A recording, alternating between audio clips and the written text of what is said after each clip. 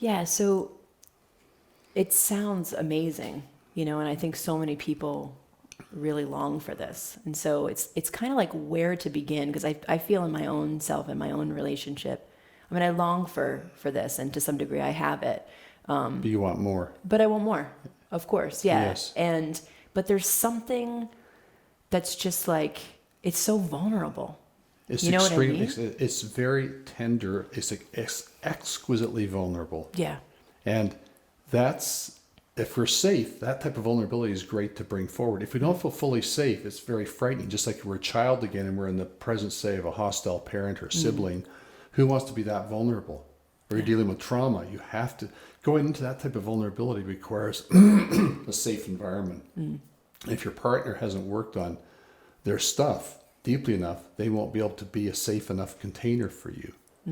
Yeah. So what I'm talking about, it requires incredible vulnerability, but that vulnerability eventually is seen to be a source of strength.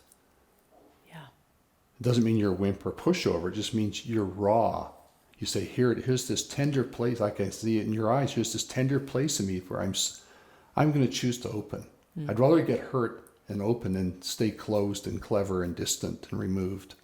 Yeah. And if you're going to enter a deep relationship, you have to be prepared to get really hurt. And so that's where the safety comes in, Yes. and fear. So what are some things that, what are we really afraid of? I know We're everybody afraid, comes with a their lot of us are traumas. afraid of losing ourselves in the other person.